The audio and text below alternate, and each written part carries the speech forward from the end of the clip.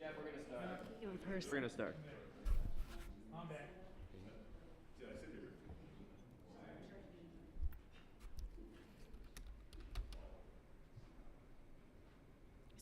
You good?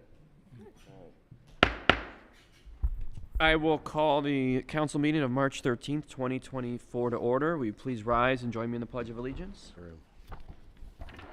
I pledge allegiance to the flag of the United States. Of America, and to the republic for which it stands, one nation, under God, indivisible, with liberty and justice for all.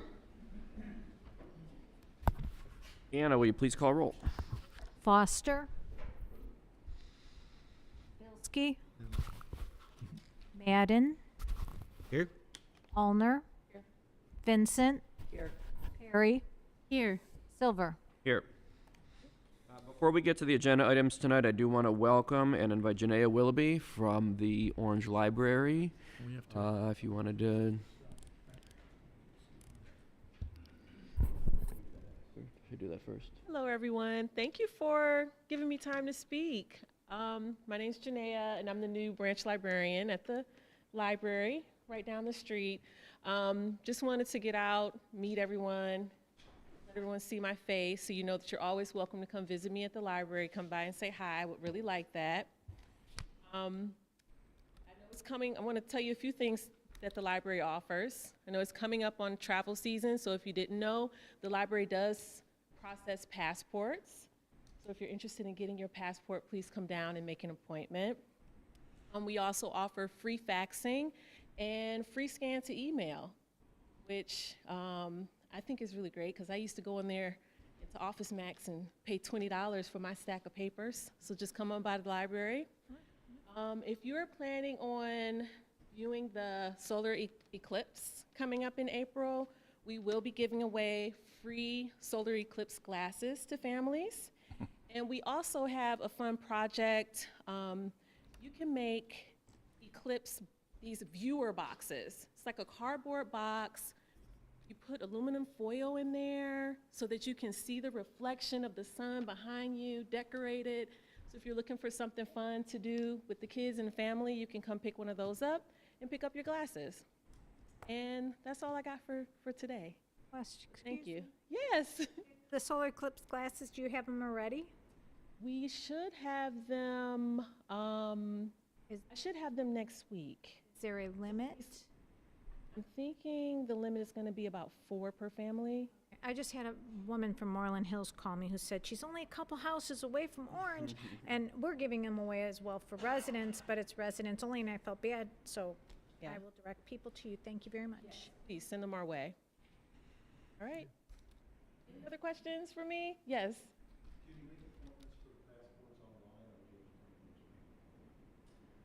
You can't make them online. You may be able to call and make the appointments.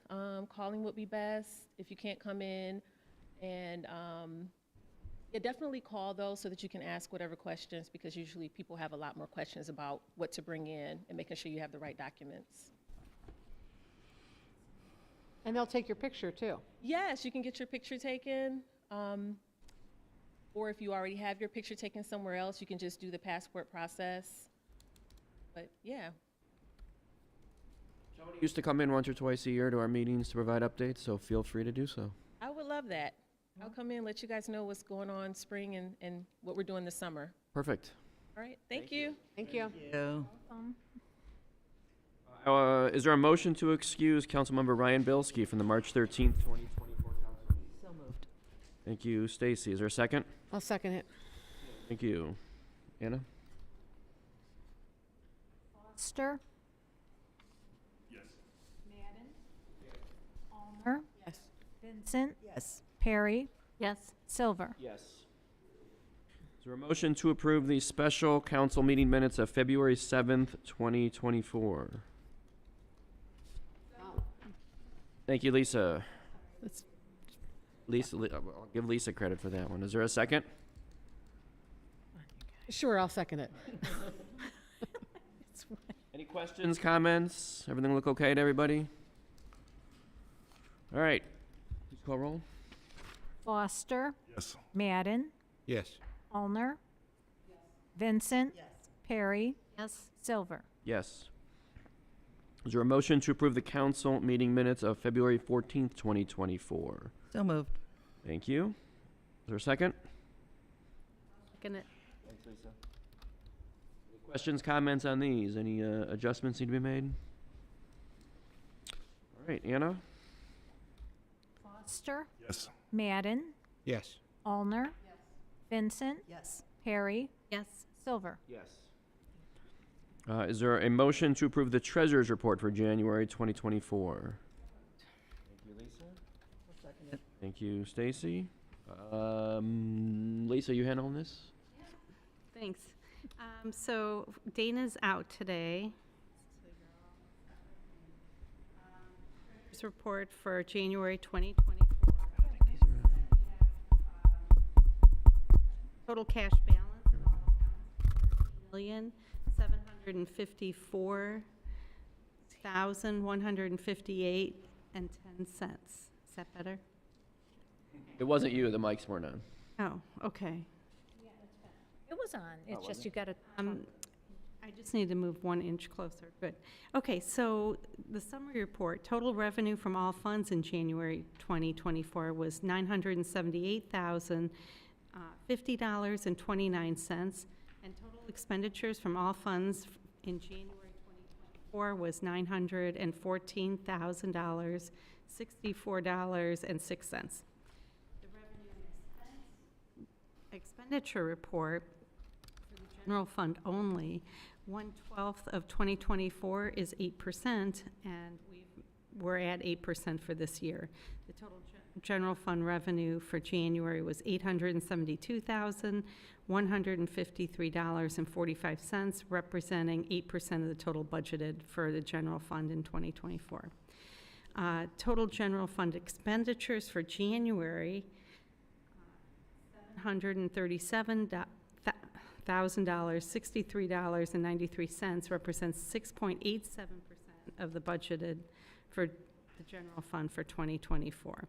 The report shows each department's expenditures.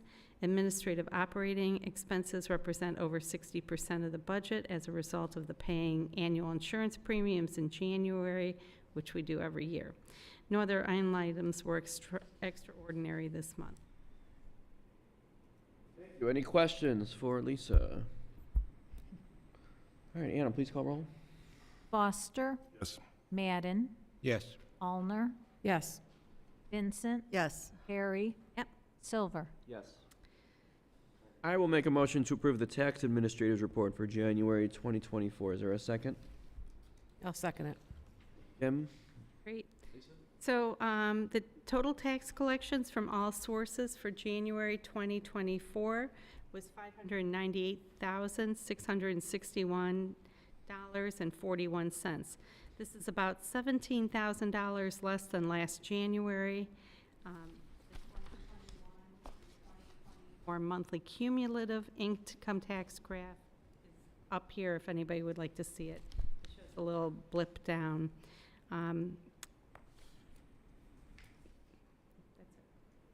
Any questions? Please call roll. Foster. Yes. Madden. Yes. Allner. Vincent. Yes. Perry. Silver. Yes. All right, a discussion of bills, of the bills to be paid in the month of March in the amount of $231,451.02, and additional February expenses in the amount of $71,229.43. Are there any questions, comments? Question. Let me see if I can find it.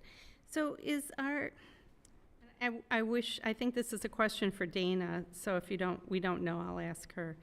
On the second page, under Software Solutions, SSI VIP, our annual subscription, is that our new accounting program? That's what I thought. I just wanted to make sure. I couldn't remember what it was called. Any other questions? All right, moving on. Are there any audience comments related to agenda items?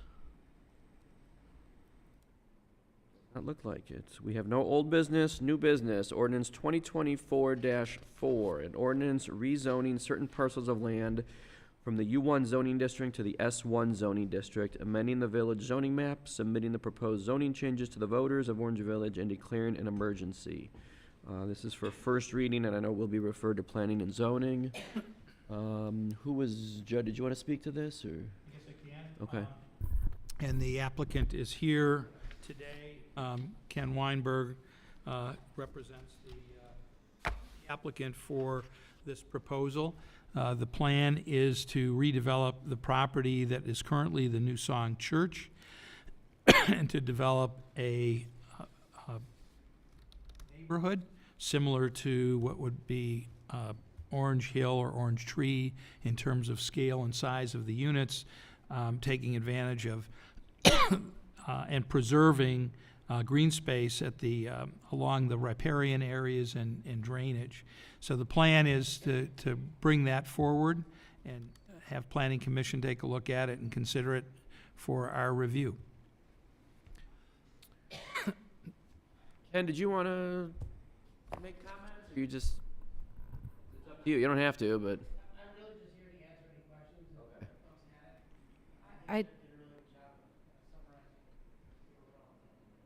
I did have a couple questions. I think it's me. Ken, why don't you step up to the microphone, please?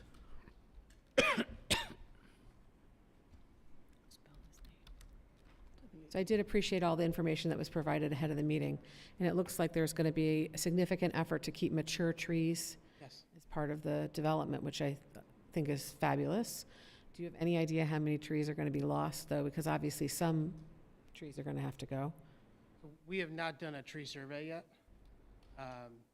The intent right now is really, we're just clearing for the roadway and the utility setbacks initially. Okay. And then the homeowners will be able to clear what they need for their specific homes that they want to put on the lots. According to city guidelines eventually, so we can answer that. I'm new, so maybe I was jumping the gun and I shouldn't be asking so soon, but I'm just a little bit curious, because I do think that one thing that I did hear repeatedly from residents when canvassing, for the election, people are very concerned about keeping as much of the tree canopy and keeping as much of our nature and trees as possible. The other question I had is, I noticed that the church is not being used right now, right? Correct. So there was some discussion about with respect to the anticipated traffic flow, and we don't think that that's going to be significant given the number of houses, or?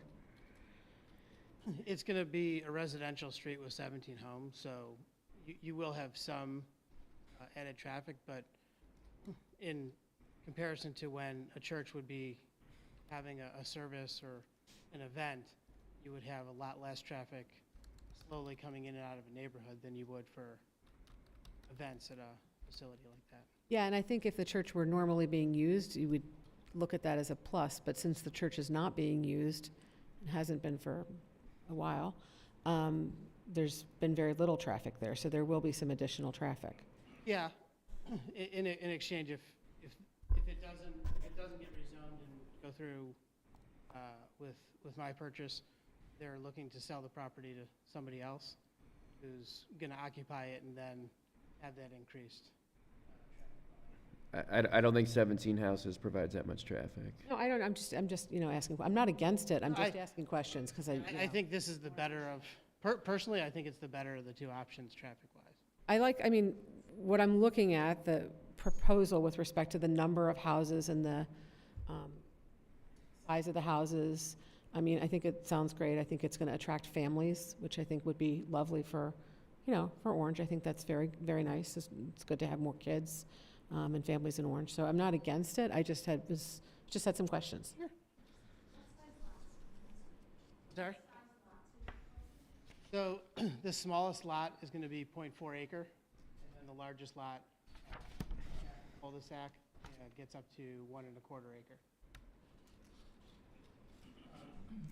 While some of these items will be discussed as it comes before Planning Commission, but to your point about the tree protection, Kimberly, One of the things that we are going to be working on, and I'm working currently with our planner to develop some language that allows or promotes more protection of the trees on sites that houses are built on, to reduce the incidence of removing of trees to the maximum area necessary to grade for the house and grade for the residents. There have been a few houses lately that have been built that they have done some extensive tree clearing on that is not really that desirable, and we'd like to see that not happen here. This is a beautiful lot when you get to the back of it and see what's there. It abuts to Moreland Hills on the north side, and it also has a water course that goes through it, and there's some riparian setback and natural landscaping that I'd love to see preserved, and I know that in the layout that they've thus far created will do so. And pushing that envelope, and that will be discussed when the plan is presented to Planning Commission starting next week. Yeah, I did, as I said, what I was seeing, I mean, I clearly noted that you were going to keep as many mature trees as possible. I think that's, I think we're, on the same page with that, which I think is great, and I do appreciate that. So it's not that I'm against it at all. I absolutely just wanted to, was curious, just wanted to answer some questions, so. That's why I came. I figured somebody was going to have questions, so. You want to see it, and we could have Steve change it. There is one correction to the ordinance in section 2. It references the primary election of Tuesday, November 5th, 2024. That should be the general election of Tuesday, November 5th, 2024. Just a point of information there. And we have another exhibit that will be coming that is a little more an art project, a little more engineered. Maybe the updated one. Yeah, we have that here. I mean, that's in our No, materials. no, it's not that. Oh, even better than It's this. better than that. Ooh, It's this map but with the good line. ooh, can't wait to see We that don't one. need the preliminary plan as an exhibit, so. Okay. But we're looking at says general election. I don't know if there's, is it in different places? Inconsistency, this is in Okay. section 2. Oh, okay, sorry. So what is the timing and the sequence of events here? So when will this go to planning and zoning? There as early as Tuesday, Okay. and it probably will be for preliminary discussion. I spoke with the planner, Mark Majeski, today, and he's uncertain if he can have his final report ready by Tuesday. So we may be pushed back to the next planning commission. Fortunately, we have plenty of time. This must be enacted in time for the filing deadline in August. We'll be way in front of that, and it would surprise me if it wasn't enacted, June. And as always, there will be a general hearing here once. An advertised public hearing in front of council before you would vote on the ordinance. Also, in order, you'll see in the preamble, the ordinance states that a variance has been granted relative to the acreage. So it will go to planning and zoning for report recommendation to council on both the variance and the ordinance. If the recommendation is against granting the variance, then council would vote down the ordinance because one of the items in the preamble would not be correct. But if they recommend the granting and the council approves the granting of the variance, it would then be in order to adopt the ordinance, and then it would go to the county board of elections. I asked a question earlier that was, your answer was very helpful about delineating the difference between the S1 and the U1. Can you just, for everybody's benefit here, explain? U1 requires an acre and a half per lot. The S1 has a greater density, allows for a greater density. It also allows attached single-family residence. This is proposed as a detached single-family residential development. And I was talking with the planner, and there will be some discussion, certainly at the Planning and Zoning Commission level, and then again here, if a variance is granted, is the variance conditioned upon the implementation of a single-family detached dwelling development? The idea is that after you grant a approval, after you rezone this, and grant a variance because it's less than 25 acres, you would have a measure of control that a condition of the variance says it's got to be as proposed by the developer.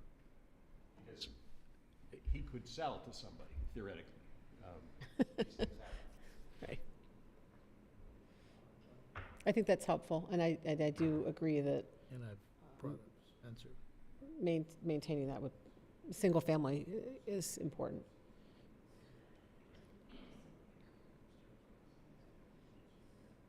Anyone else have any questions or comments?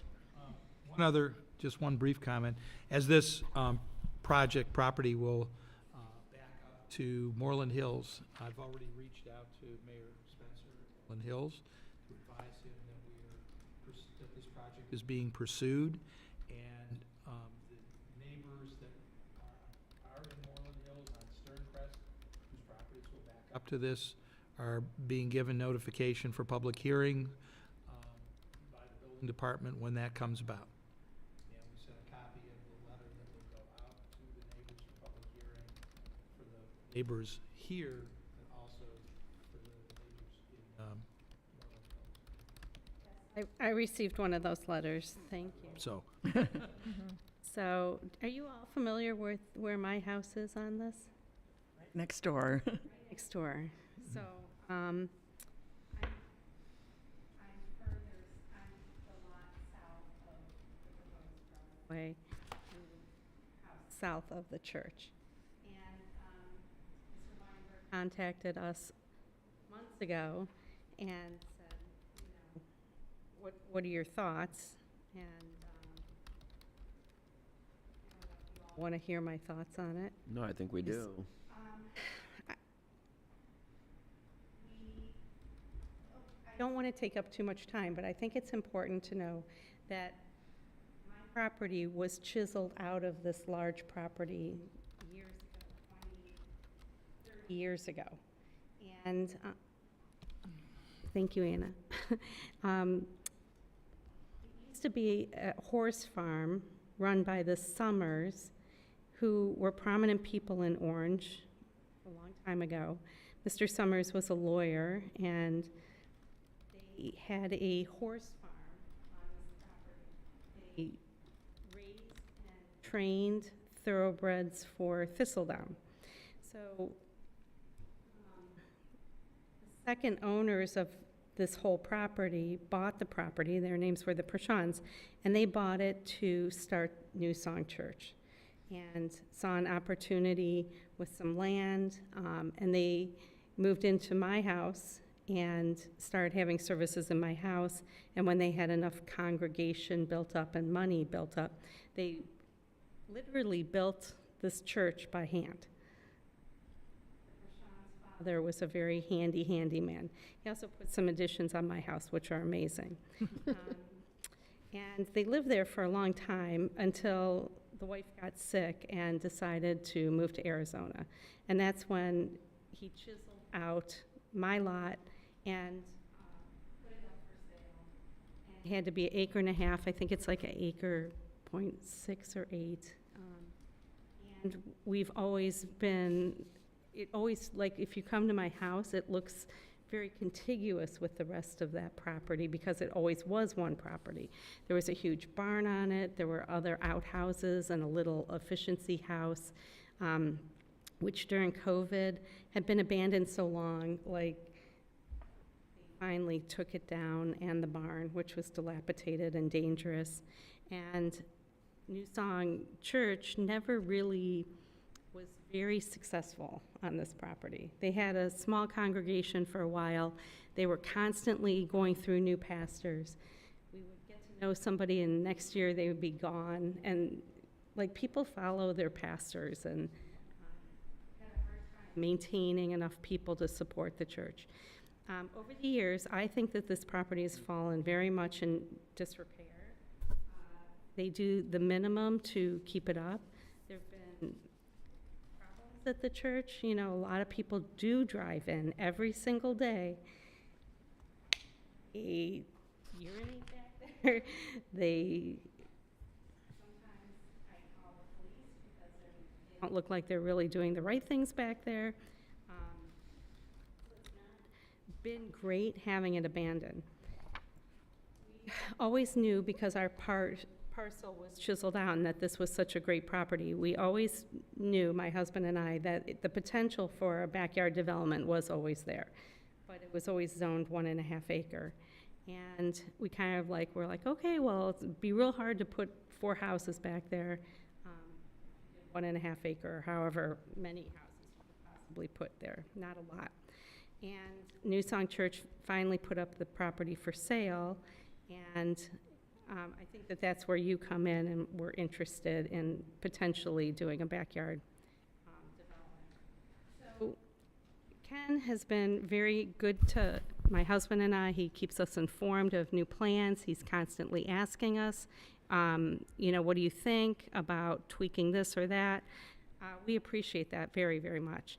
And when my concerns were how much can I be shielded from the neighboring properties, he is working hard at making sure that that is honored, which I appreciate. So I don't object to this, in short, but I think it does raise us a question as a council and as a village, is what's the temperature of these kind of developments? Does this set a precedent for other backyard developments? For instance, we had a property on Harvard, where somebody wanted to throw in like 4 houses in a bowling lane, right? Well, it backed up to Orangewood. Yeah, That was the Prohaska property, yep, the Prohaska property. which was behind Phil's house. And, you know, we voted that down for several reasons. One, it was kind of ugly. I think just having this straight bullet street with these houses just kind of on one side, not on multiple sides, really was unattractive in all the plans we saw. But not only that, there was a temperature in this village that no one wanted to see the rural integrity destroyed. That was a huge talking point in all my early elections, the rural integrity, the rural integrity. They didn't want water because, you know, everybody wanted this rural integrity. And I think that people have changed a lot. We couldn't get sidewalks through for many, many years because it would destroy the rural integrity of Orange. And they are so incredibly popular. I think that we all need to, like, seriously think, though, about what this means for future potential developments. Once we pass a variance, Steve can talk to this too. I don't know if we are setting a precedent that makes it more difficult to say no to future ones. Well, I had that conversation with the planner today with Mark, and you would need to identify distinguishing characteristics between this property and other properties. You know, I litigated that case with the Prohaskas, which we prevailed because there was, you know, that was a single loaded street, which means houses only on one side of the street. This proposal is not that. This is a little more like your traditional Orangewood development where you have houses on both sides. I think it probably is important to identify the properties in the village where you could assemble back lands to see where somebody might be coming to say, and now do for me what you've done for this one before. Whether that's a good thing or a bad thing, you know, is your call. And the going in with your eyes open, if we can identify distinguishing characteristics about this, where we say, if there's another property that meets these conditions, we would be willing to grant a variance in the future. And if something doesn't meet the characteristics of this property, then we wouldn't be bound to do it. You just need a rational basis to distinguish then ultimately, your voters will be backstopping you as to whether or not they're in favor of this sort of thing. And that, Right. that could be a political issue, obviously, in the campaign, if people are in favor of it, coming out and supporting, or vice versa. So there's a, you know, there's a right of the property owner to ask, to request. And we are set up for the process to do that, and give him due process before making a decision. So my recommendation is let the process work, gather the information, and then figure out what's best for the village after you have all the information. So, Lisa, I appreciate your comments because you do actually raise something that's very important to me to learn about with this property that I don't know the answers to. But if, in fact, the building that's there is falling into disrepair and becomes a nuisance for neighbors, you know, maybe it's attracting people who shouldn't be there to, things like that, that might very well be something that's very different from a piece of property that is all trees and nature, and there's no other building there falling into disrepair. So I do think that's maybe something to be able to speak to. The other distinguishing characteristics, I remember very well the Prohaska property proposal. And as a resident of Orangewood at the time, was part of the committee that really worked against it. And one of the challenges that I saw there was the proportions of the properties. Because of the depth of the width of the property and the single loaded roadway coming in, the properties were wide and shallow. Yep. And that made them entirely different Yep. than other properties in the village. What is being proposed here, and those details will be fleshed out in Planning Commission, are more proportional lots, similar to other lots that are in the village in the various developments, Orangewood, Orange Tree, Orange Hill. So it will have the same look and feel of those communities when if and when it gets approved and built. So it's a challenge. It's something we have to think about, and therefore referring it to planning, referring it to our professionals, our engineer, our village planner, to weigh in on their reports, and then that will come back after Planning Commission has done their work on it and brings it back to the council for consideration and recommendation. Just another blurb if you all want to attend. The Planning and Zoning Commission will hold a public hearing on March 19th at 6:30. Which everybody's welcome to attend. I'll probably go. And all of the adjacent properties touching it are invited to attend this meeting. On it. Voting day? Voting day? Yeah. Aren't the polls open until 7? Vote and then come. I think the polls are up until 7, and this is a polling place, no? Well, yeah, if you need room, you can't have room. It's the building department. No, but if they have public hearings, Okay, sorry. it's big. Well, I think we're gonna find that we're not gonna be able to do everything on Tuesday. And if we pack the house, and I don't know who's gonna be coming, but I expect there will be at least 2 meetings in front of Planning Commission. Just as a practical matter. They already got a letter. They're saying we're invited to go to the public hearing March 19th. Is that hearing going to happen if Mark hasn't approved it yet? They can always have discussion about it, just to hear the presentation. Proposal. Getting introduced to it, whoever's in attendance can find out from Ken what the proposal is, and then people can talk about what additional information the commission may want to gather. One of the things is what places are likely, and this was done in our last master plan. What other land could be assembled to do something like this? like the Dubiak property. Well, and there's a specific property off Pike Drive that is already laid out as though it's ready for subdivision. So it wouldn't surprise me if this moves forward, but that zone U1, they could come and request, I don't know what the acreage is, but yeah. Are we able to live stream that in some way so people who can't get there, or maybe if there's not enough space there, can watch it, hear it, whether it's live or? It's not gonna be here It can't be here. because we have voting. Right, but I mean, is there a way we can record it over there? Is there a way we can somehow? We don't have that. But he said we're gonna be doing it more than once anyway. You'll hear stuff even if you're not able to be there.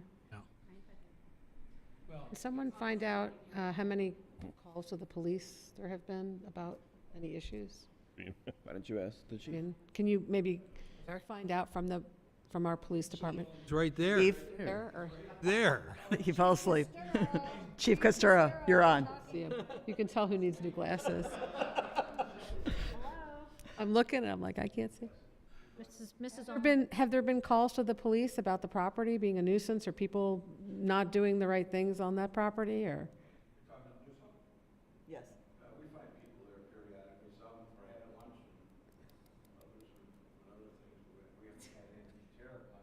Call the most.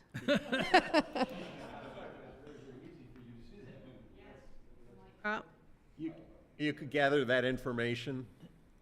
You could gather that information and distribute it to the council and planning commission? I don't think it's gonna be a significant number. Okay. I think it's something to be looked at. Quantify. Maybe nothing, but What's the relevance of that, though? if we're gonna grant a variance, No, Somebody raised. the plan.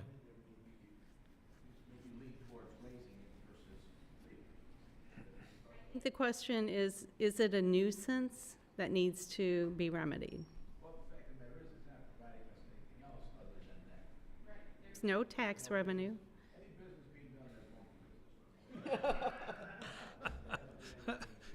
Can you come up, say that on the microphone?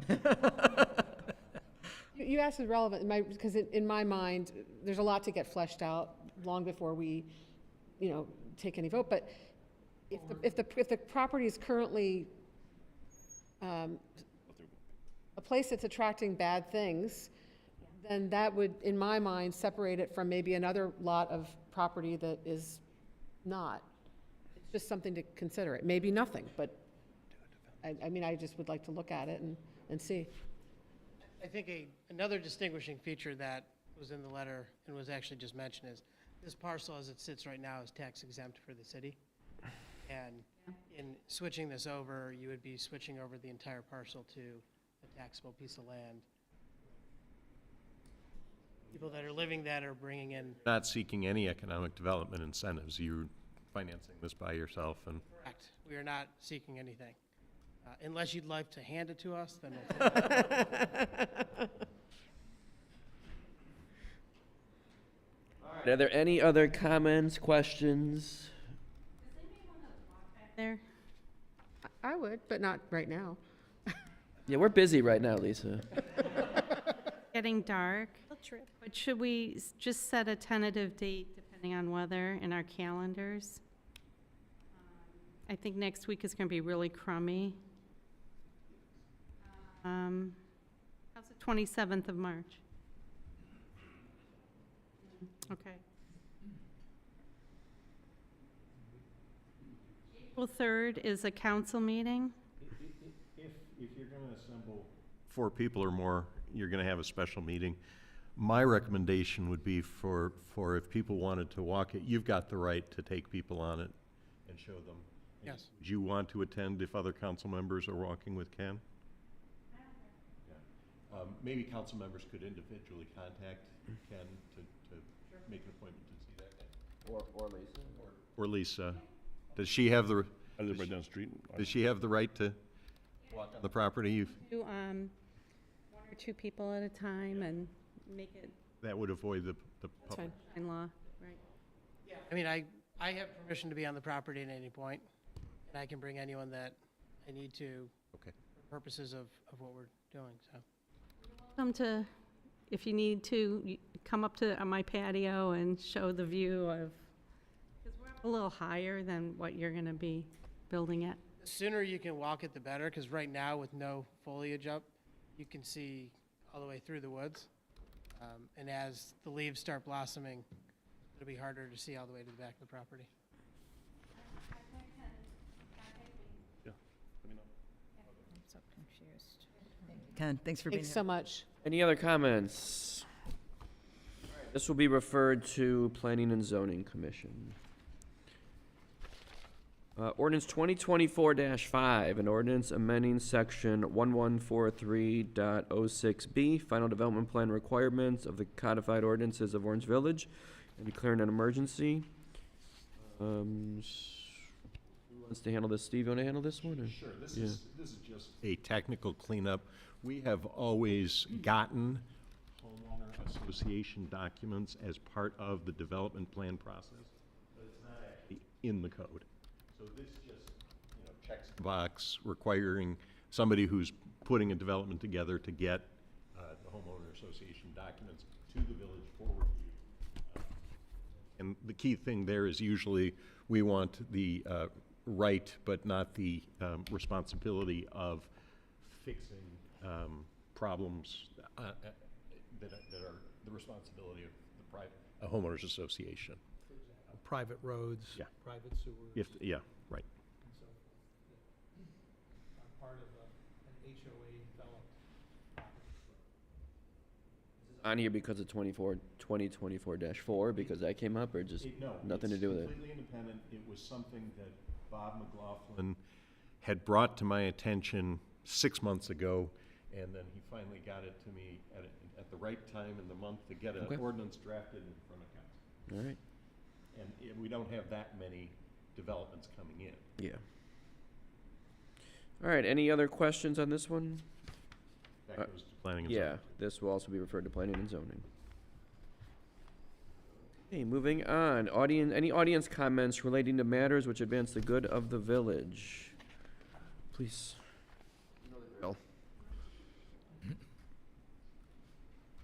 Hi, I'm Amanda Kurland, 150 Valencia Circle.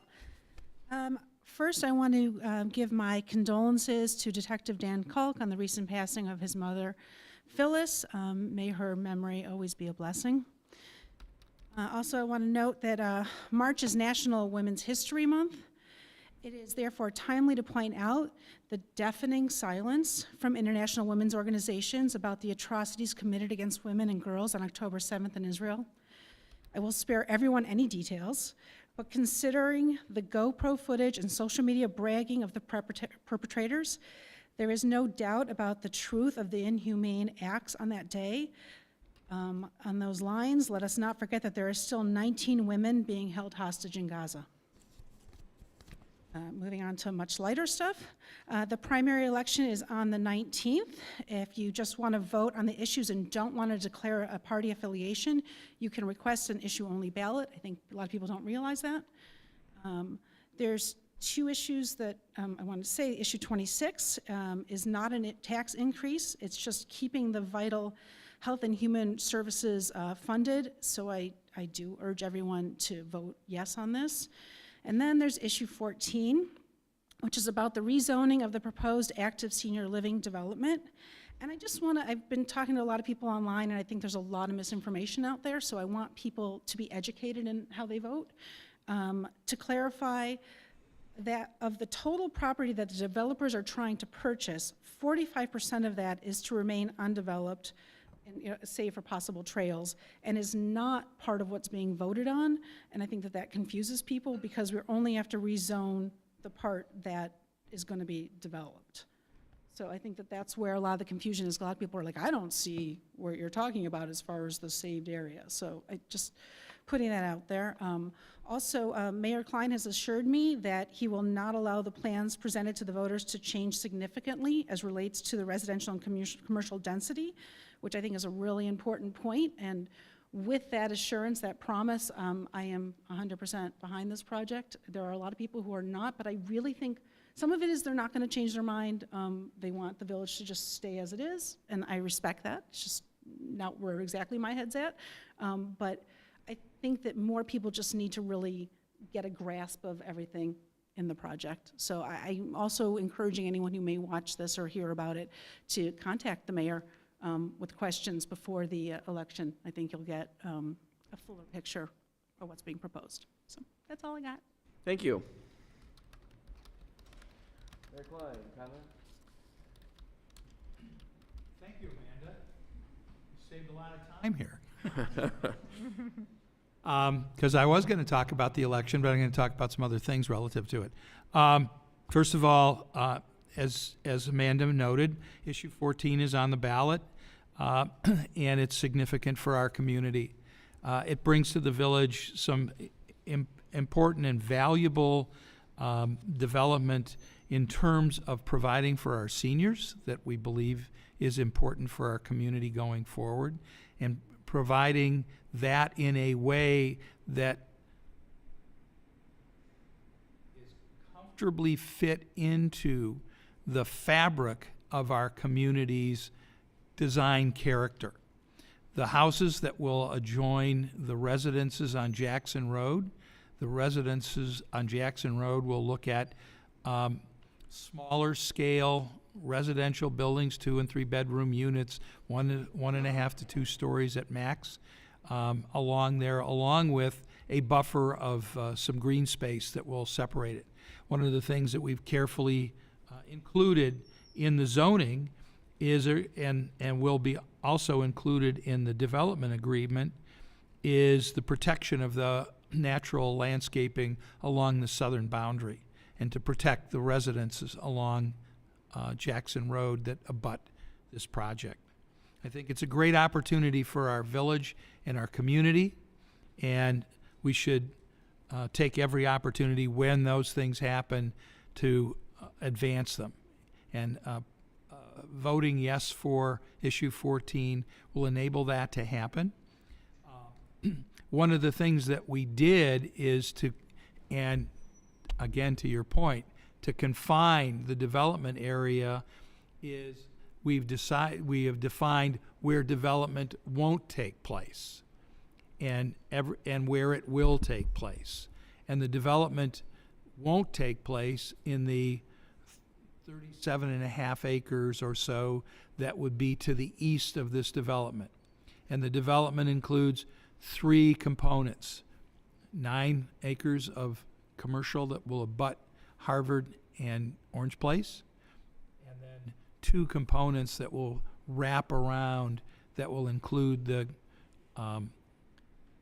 active adult living in an independent living structure, and then the 55 and over units that will form the housing. So I think those are really simple ideas that need to make sure that they're out there, that people understand them.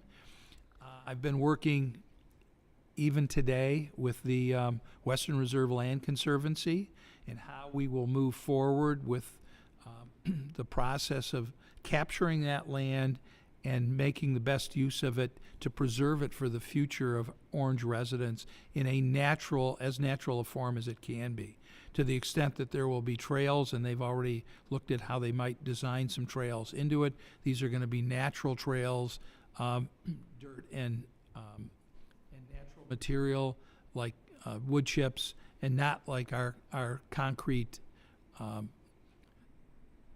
we call recreational trails. It will be minimal amount of touching of the property that we can preserve it in the best way possible. So I wanted to make sure that that idea got out there. You will notice when you came in today, probably because it's daylight when you came in, you can actually see something. The flagpole area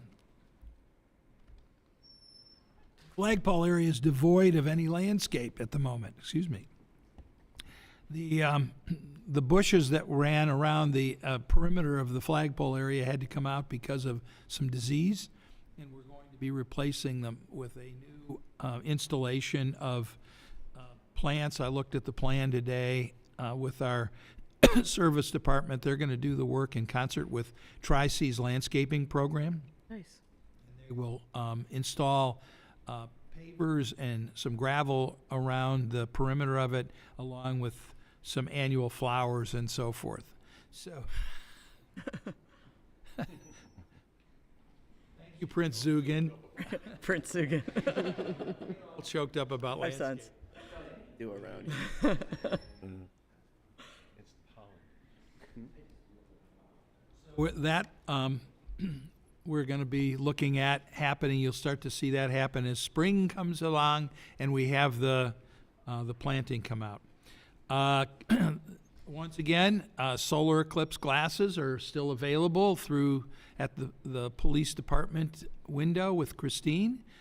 Families are entitled to at least to 3 apiece, and come in and get them because we have them. They work very well, I can attest. That I can't see anything.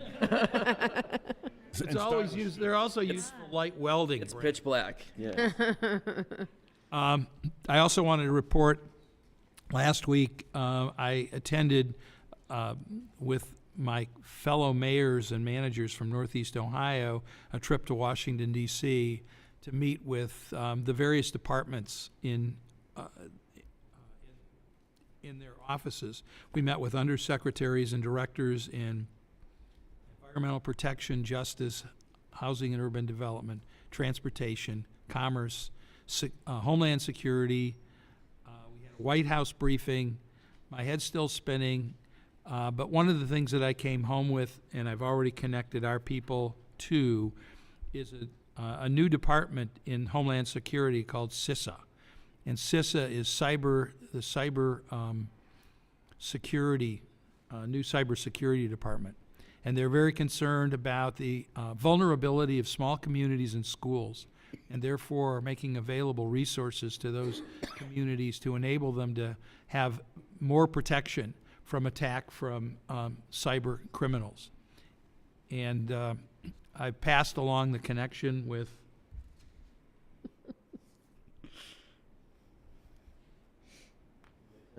Just making sure. I think so. Proceed. The I met with Nick DeSico, our IT person, passed along the connection for the local CISA rep in Northeast Ohio to enable him to get together with them. Not only do they provide resource in terms of how to, but they also provide the what with and to communities. And there are grants and funding available that are non-competitive to help protect communities from cyber attacks that could be easily forthcoming. Another thing that I wanted to report on is I think it's one of the things that we all face in our communities today is an overabundance of I guess I'll call it hate speech and other kinds of unwelcomed attacks from people. And there's an organization in Cleveland that has moved forward. It's called Values in Action. And I'd very much like to see our community connect more directly with them through their Kindland program. And we'll be talking about this in the near future. And I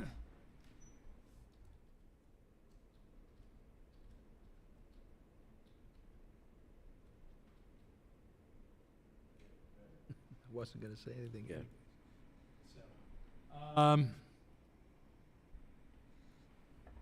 Last thing, and probably most important, is that we've received all the responses to our request for proposals for facilitators to assist us in developing the community-wide survey. We've internally have done the evaluation. We're going to have a conference call to determine the 2 likely candidates. We will interview them and then make a decision, come back to council shortly and let everyone know who we've selected. The good news is that all of the proposals have come in or under budget. So that's a good thing. And we have 2 out-of-region facilitators and 2 local facilitators. And we'll be back to you on that. And that's all I have. All right, thank you. That's all right. I do not have any comments, so comments by council members. Mr. Foster. One comment question. So with the issue 14, has there been any consideration for, I'll just say noise pollution? So being when I first moved here, it was nice to move here and have it so quiet, like going to see my grandparents in North Carolina, but still having all the access to everything else. So when they remove trees or drop, trees for the issue 14, is there any consideration for any type of noise attenuation that'll come off the highway back to the city?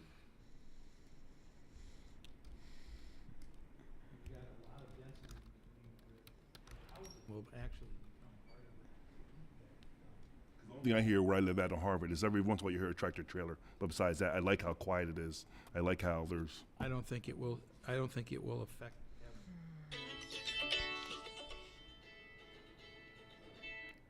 Sorry. Noise attenuation.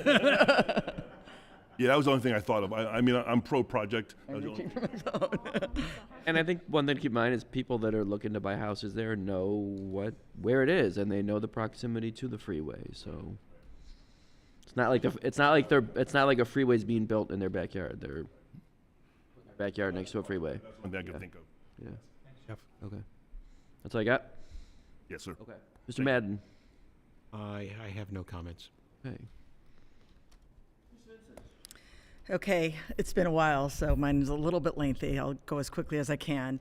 I also want to remind everyone to get out and vote on March 19th. There have been questions that have arisen, as others have alluded to, and I will be supporting issue 14. This will allow us as a village to be handed nearly 40 acres of land at zero cost to the taxpayers that we can and will keep green in perpetuity. It's additional money for our schools with no additional burden on the schools. It's an opportunity to offer seniors, and when I say seniors, I'm talking 55 plus, of which I am one, whether I want to admit that or not, an active adult community that doesn't currently exist in Orange. Please do your research, do your due diligence, and then vote accordingly based on facts and not hearsay. Our friend Ed Wittenberg, who celebrated a birthday earlier this week, as did Councilwoman Allner and our First Lady Cheryl Klein. Did I miss anybody else? Happy birthday to all. Ed wrote a wonderful story about Emily Kosick Aquino, one of our illustrious Orange Village residents, who at the ripe old age of 13 is a nationally ranked fencer in her age group. She had major knee surgery last year, something I can relate to, and has bounced back from it within days of being medically cleared and is on the circuit competing once again. So I want to shout out congratulations to Emily, and we look forward to hearing more great things about her in the future. I'm wearing multiple hats with schools and planning and zoning, so I'll try to keep my comments brief on both. We have had 2 planning and zoning meetings since council last convened. One of the bigger items that you might notice soon, I'm not sure if it's up yet or not, but that was approval for a fence screening around Beachmont Country Club where it faces Chagrin. A green vinyl installation was approved for a 2-year period that can be revisited at the end of that time. The concept is to provide an additional security measure for the club from the easy exposure and access on Chagrin Boulevard that exists right now. 2 new dwellings and a duplex design were approved for Lakes of Orange on Lake Balaton, along with a couple of new screen porch designs for homes on Brainerd and Blossom. And obviously, I expect there'll be a great deal more discussion about Ordinance 2024-4 and the rezoning from U1 to S1, as was discussed earlier. Stay tuned for more on that. Moving over to the school report, there have also been 2 board meetings since the last council meeting with a great deal of information. It's already been out there. I'm just going to note some of the highlights and things that will affect our Orange Village residents that you should get on the calendar or be aware of. The school is going through a comprehensive website audit, looking at content review and online calendar integration, social media integration, and looking at ways to meet the needs and demands of engagement and inclusivity. The audit is being handled by the Educational Partnership Institute and will be involving parent, family, and community focus groups, so be on the lookout for that. If you have any say about the website or want to, let us know. The boosters are excited to initiate additional community sponsorship engagement with signage, banners, et cetera, to help fulfill the needs of the various teams like meals, equipment, and more. If you have a business that might be interested in participating or sponsoring, please reach out. Safety training continued this week with ongoing efforts by the full staff to ensure the safety of all of the wonderful children who attend the Orange schools to keep everybody safe. School officials are looking at developing a new traffic signal plan for the intersection of Gale Allison Drive and Chagrin Boulevard. As many of you know who drive down there, there is one road that goes into the school, that is Gale Allison Drive. It can be a very congested traffic intersection with traffic from all of the elementary and middle schools using that drive to enter and exit the school campus. And I'm right across the street, so I know that well. That'll be explored in the next weeks, months, years. The 25-26 calendar was approved, so if you're planning now for way in the future, for your 2025 summer vacation, school starts that year, August 20th, 2025. You can write that down. The board recognized our state swimmers as well as a ninth grade Orange Village resident, Natalie Martinsik, who advanced to day 2 of the state finals in wrestling. Congratulations, a ninth grader, female, going to the wrestling state champions is so awesome. So congratulations to our resident, Natalie. There have been more discussions about the upcoming centennial. As a reminder, for now, just save the dates, September 27th and 28th for a big homecoming centennial weekend with festivities for everyone from the youngest to the oldest, and a big gala, tentatively planned for February 22nd. Write those dates down, stay tuned for more details. And good news for those who will be participating in the homecoming festivities. The schools are planning to make upgrades to the restroom facilities at the high school stadium, including heating them. That would make them more useful throughout the entire year and eliminate the need for the additional porta potties that are brought in. Boosters will be helping with the costs on that. A couple more save the dates. Senders Pediatrics is sponsoring the annual Family Kindness Festival. Speaking of Mayor Klein's kindness idea, on May 5th, the Orange schools have endorsed that event located in Beechwood with the theme Kindness Rocks. And while you're saving dates, the Kiwanis Club of Lander Circle, and I remember going to the church right over here next to Lisa, and with my kids who were very little at the time and participating in the egg roll they used to have there. Obviously, they don't do that now, but the Kiwanis Club of Lander Circle is hosting its annual egg hunt on the fields adjoining the Pepper Pike Learning Center on Saturday, March 30th. The run starts at 1 p.m. sharp, and please note, it is usually over by 1:02. So if you have kids that you're bringing, get there early. The bunny will be there. Registration will open by 12:30. Great for young kids, and they do section it off by grades. The April board meeting is being moved from April 8th to April 9th because of the day off for the eclipse. And last, but certainly not least, if you're holding out for a hero, let's hear it for the boy for It's Almost Paradise at the BMS production of Footloose this Friday and Saturday at 7. Tickets are $10 at the door of the Orange High School Auditorium. And now I'm going to kick off my Wednesday shoes and cut loose, Footloose. Hope to see you at the show this weekend. Happy St. Patrick's Day, everyone. Comments? All right, Kim. I do. Garbage pickup on Monday, April 8th, this Eclipse Day, and I know some municipalities are we having it, or are we not? Is it coming? Kimball does it. You Right, just but- have to wear the glasses. Well, actually, I think, 7 a.m., you won't have a problem. I think that's what I think we need to check, because some of these garbage pickup companies are starting routes earlier so they can finish earlier, so that they can be finished and complete and off the roads before all the Eclipse stuff. So whether they do that or not, people should maybe think about having their garbage out the night before and not trying to put it out first thing in the morning, because I understand that some of the companies are starting their routes as early as 2 or 3 in the morning so that they can be finished. I don't know about Kimball. Sue? Start before 7. Okay, I don't know, so that's why I was raising it. Is it an issue or not? They can't start until 7 a.m. for their trash collection for contract. Okay, thank you. Be out there enforcing that at 2 a.m. With his glasses, with the. Just, I read about it for some other municipalities, and I'm like, I wonder if that affects us, so. It's a Okay, noise this, issue. a couple other things. The Greater Cleveland Food Bank is in need of really in need of volunteers for this Thursday. So I do encourage everybody to go to their website because they have some stuff going on where they are desperately in need of some volunteers. I did receive I can send you a link about that. Yeah, Thursday tomorrow, yeah. The local Girl Scouts are selling Girl Scout cookies. We are totally in Girl Scout cookie season right now. There will be cookies for sale at the Giant Eagle in Lyndhurst Legacy Village. And one thing is that we are trying to get 50 boxes to provide to veterans on an honor flight. So we are significantly short of our 50-box goal right now. So if you're interested in buying a box for the honor flight, that would be appreciated. Got it. 988 is a phone number that people should consider posting in their cabinets if you have a mental health crisis or you have someone in your house who is having a mental health crisis. It's a good thing to have so that you can call them and you can get some help.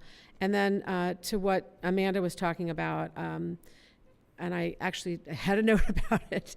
It's been 158 days now since hostages were taken on October 7th.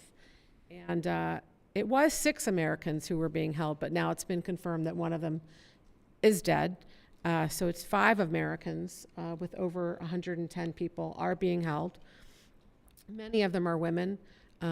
Again, I won't go into the atrocities that were committed on that day and that are being continue to be committed against the hostages. But I will say that we need to remember this, and there's not enough being said about this right now in America. The anti-Semitism that is up and really very strong on college campuses, but all over the place, is really high right now. And we really should be speaking about kindness for all, inclusivity for all, loving all of our neighbors. And so for whatever it's worth, as a councilwoman of Orange Village, I denounce the actions of Hamas on October 7th. I denounce the fact that there are still hostages and that any hostages were ever taken. And I plead that the world should come together and denounce Hamas and get the hostages, if they are alive, back. And the other thing is that we all must educate our young people that the anti-Semitism and what is being said on high school campuses and college campuses and all over is not acceptable, and that a lot of these kids don't even, I think, even know what they're chanting and what they're supporting. So I think it's reprehensible, and I think that at some point this is far too late, and we all need to be remembering and taking a stand on a daily basis that this behavior is unacceptable, and we won't allow it. Thank you. I will make a motion to adjourn the council meeting of March 13th, 2024. Is there a second? Second. Stacy, Yes. Allner, Yes. Vincent, Yes. Yes. Silver. Yes.